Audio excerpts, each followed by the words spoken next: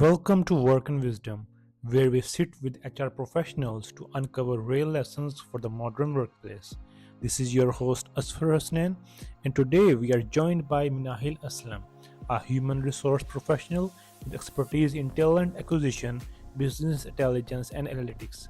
With hands on experience in recruitment and people strategy, she brings a data informed perspective to understand modern workplaces and work life balance. Okay, so can you introduce yourself and share your HR expertise? What personal or professional experience has shaped your views on work life balance in today's evolving workforce? Hi, my name is Minahil Aslam and I'm currently working for International Chamber of Commerce in Paris, France. Mainly, I bring an experience of 3 years when it comes to the HR department, and my main expertise they lie in recruitment, onboarding, and to some extent managing the visas, sponsorships, and the documentations related to it. I was working for a company in Pakistan as well before moving to Paris, and afterwards I gained an international experience working here as well. And I would definitely come forward with the different ways of working there are when it comes to Paris and when it comes to the Asian market, the European market altogether, and that is something we all know already. With trends like hybrid models and 4-day work weeks gaining traction in 2025, how would you define work life balance and why is flexible working more critical now than ever? So, talking about the work life balance, I would say that the current scenarios that we see companies are working in, for example, the hybrid system or the 4-day office work and a 1-day hybrid or work from home, perhaps. This, in my views, is a very great idea because work life balance is extremely important. Nowadays, we see that there's so much awareness of work life balance, and I would, of course, agree with this new movement altogether. I believe working for 4 days in a firm and then 1 day remotely or hybrid is a great idea so people can see which comfort are they getting towards in. For example, if you're more comfortable coming to office, having a proper desk, your own room, every facility is there. For some people that is a comfort, and for some people getting some time to work from home, they find comfort in that. So I completely acknowledge the fact that the hybrid system is increasing day by day and companies consider it as a good idea as well. In 2025, with 78% of workers reporting a healthy work life balance, how do you define it personally? And why is the flexibility so important after COVID?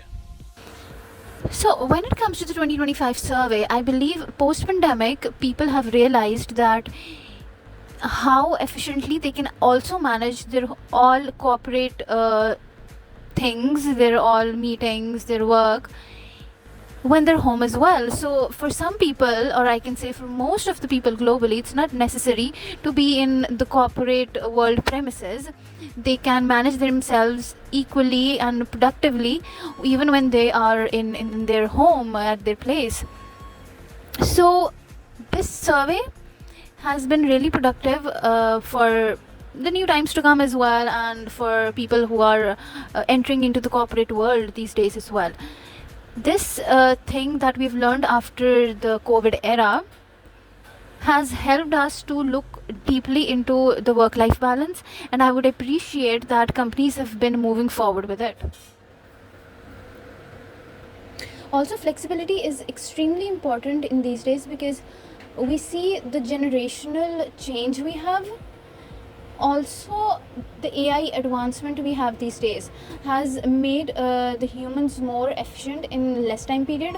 Also, the generational gap, I would say, has changed the priorities of what this generation has, who are currently working as the new or the previous employees of the company.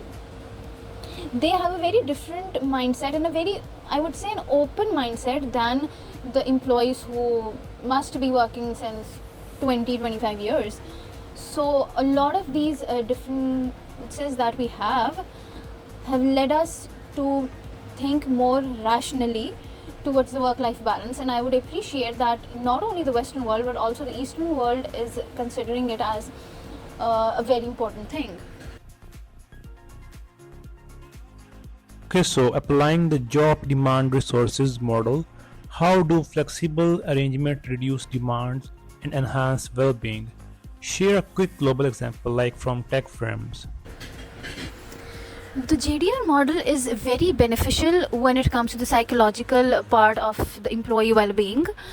I believe not every company in the world is moving forward with it, but it is still, we can say, a subject talked over a cup of coffee or in a conference perhaps.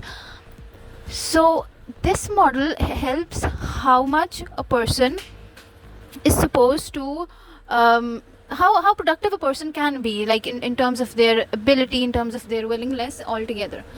So while giving an example from for example a tech industry, we can say that when it comes to the software engineers, especially with the software engineers expert in the JavaScript node, JavaScript, which is mainly the backend language system, I believe they have not only one project to be dealt with, they have multiple clients, hence multiple projects. So how this JDR model helps in that scenario is to timeline the processes. Okay, this is what this project demands, what expertise are the priorities, and what projects are the priorities itself. So managing the health in terms of time management is also a great plus when you are putting in a timeline for them, that okay, you're not supposed to be exhausted or burn out, you have your time, you take your time and you prioritize things yourself. That is where I think a great plus point comes in terms of the health awareness of health of employees. We need to be very specific that we're not pushing them around towards doing what more than what they're required to do, and that is, I think, where this model helps us out. The boundary theory discusses managing work lifelines. In Pakistan's family oriented culture, how do these boundaries shift with flexible models, and what local adaptations work best? Well, when it comes to the traditional family oriented culture associated with the working culture in Pakistan, I would say that people they're more comfortable when it comes to working in a co-working space area or their office, because we have a gender split which is more female prefer working from home than men, or maybe we can say more women have taken the initiative to request for a work from home policy than men would have done, because in a very traditional mindset of the Pakistani environment, women are meant to do multiple things related to personal private life to the office life, everything. So I believe how this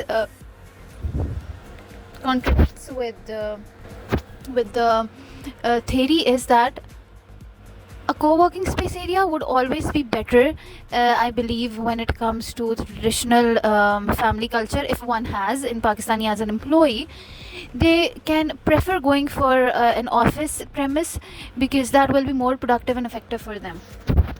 Okay, so what's a simple way you have seen flexible working improve daily life for employers, like through personalized schedules?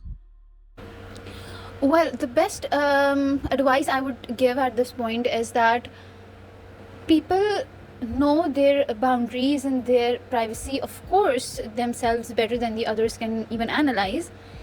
If they find a quiet place, or if they're able to make a quiet place in their home, which now is possible, I've seen multiple software engineers working from home as a freelancer as well, and they must have been requiring a quiet room for that. So I believe that this is an advice I can give, that either come up with yourself as a private individual room for yourself to work more productively, because work-life balance is on the other half your duty as well. You need to manage how you're going to balance out your working hours and the hours ahead of the hours slot you are not working in. Okay, so what are the challenges that arise in Pakistan for flexible working, like the power outages or managerial resistance, and how do they affect engagement and retention? Well, the power outrage issues, since it is a recurring thing in Pakistan, I would say that it depends on how one's household things are managed. If one has the facility to overcome this problem with an additional expense, they can perhaps go for a comfortable work from home. Apart from that, we've seen that offices most of the times they have these facilities of having electricity without, even when the light is not there. Okay, so from your experience, how can trends like a 4-day work weeks boost productivity without hurting any collaboration? Can you give a Pakistani example from banking or tech industry? Well, I believe the 4-day work week has been a great initiative by the firms altogether. And if I come up with an example of a banking sector, I would say that a 4-day work week would be good for them, depending what days they feel this particular branch is more efficient in. For example, which day people are coming more rapidly, more frequently. For example, Saturdays usually the corporate people working in the corporate world have a day off, and they prefer going Saturday mornings to the banking sectors. So I believe Saturday being an on-site work day and others being hybrid as they prefer can be a good solution altogether, because at the same time we need to think rationally about the pros and cons of everything altogether. So being home all day long and or all week long cannot be a good option as well. And just to make sure that there's a balanced life circle going on, we need to make sure that they're having a hybrid or a work from home option as well as they prefer. So I believe this is what I would say on this. For evaluating policies, what easy metrics do you suggest? For example, quick surveys on burnout, and how do they support mental health in demanding roles?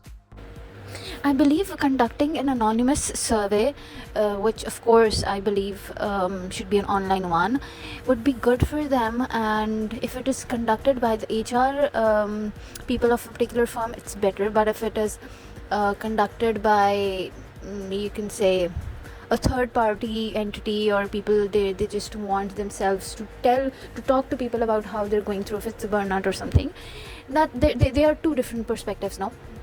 So I believe conducting anonymous surveys can be a better evaluation format to know how people prefer their work style to be, like hybrid, work from home, office work. This can give us a good idea. Apart from that, this will also give us an idea that how many people are willing to work from office and how many are willing to work from home. So we can know, we can have a psychological analysis as well and a behavioral analysis as well. So everything comes all together. Okay, so in hybrid models like split week or alternating days, what's a straightforward best practice for teams to stay connected? Well, I believe alternative days are a good idea. So, everyone is having an equal chance to work as they want to. But one day, making sure the team is there all together in office is a good idea to make sure everyone is connected, because sometimes I believe working online can just make you a bit, not a lot, and some people might not agree with it, but it might alienate you with the positive energy which is there around the table when you're on site. So this is, I think, one day every team member to be together is a good idea. Okay, so how might AI reshape work-life balance in 2025 by aiding productivity?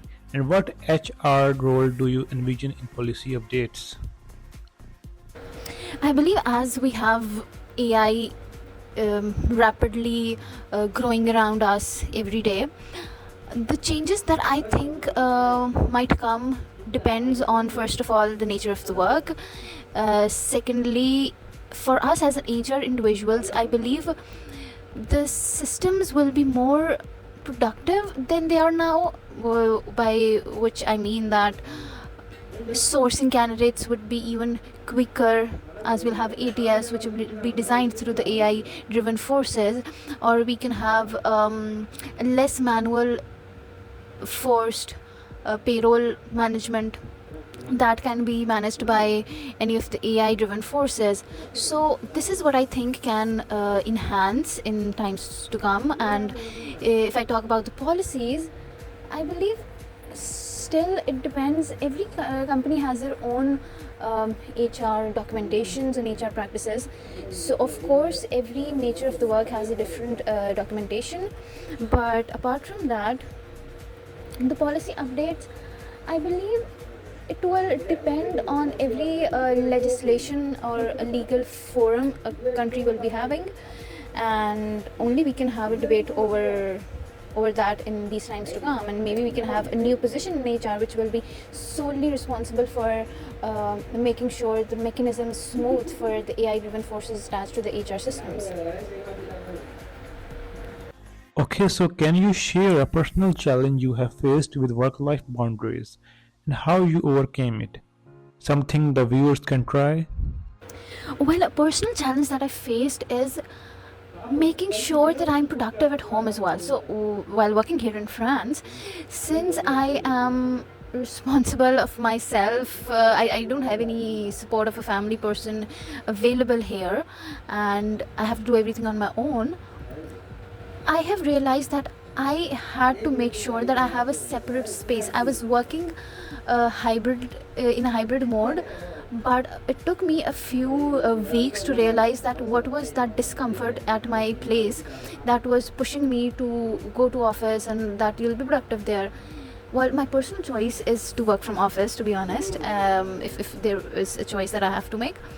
But when I'm working from home, now after realizing what that discomfort was, it was having your own space designed at home as well. So you need to have your own you can say a table, a chair, some things that make sure that you're having a vibe that you are in a workplace, no, not a home vibe. Home is always making you lazy and you're not putting in the same effort.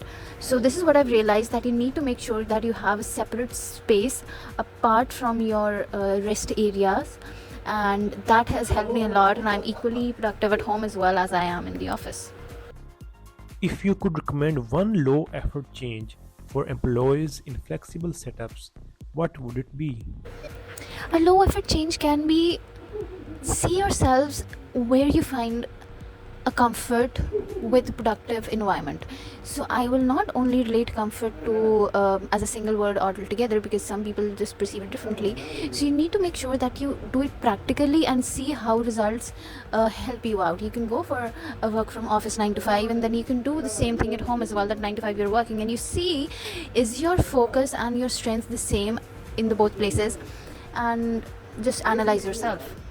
Okay, so is there any fun or surprising trend in flexible working you have seen lately, like in Pakistani context or global context?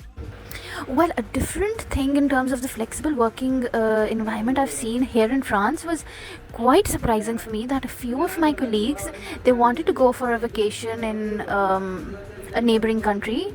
I believe it was one of the countries in the Schengen area, and she was given work from home as well. So you see that she can work from, for example, Italy as well, Spain as well. So this is a very broader vision of work-life balance or a hybrid environment. This is what I've seen here, and I really appreciate it. Okay, so wrapping up, can you give us one final actionable takeaway for our audience? One final thing I would like to say at this point is, we ourselves as individuals are responsible to make sure how we balance our work and life.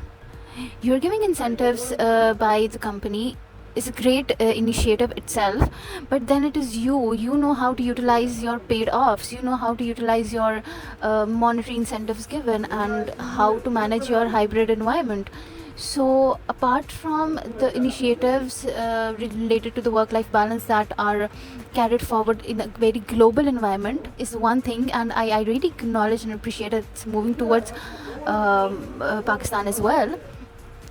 But at the same time, I would say that we ourselves need to make sure how we're supposed to manage it, because we are given a roadmap, but it is on us. We know better. That can be after many practices and experiences, that we know better how we are supposed to manage our work and life together, because we know ourselves better and we need to design it our own self. Thank you so much, Minahil, for sharing such a insightful perspectives on work-life balance, flexibility, and the evolving world of work. Your blend of HR expertise and analytical thinking added tremendous value to this conversation, and we truly appreciate your time and wisdom. Thank you. You have been listening to Work and Wisdom. Don't forget to like, subscribe, and continue building a better workplace.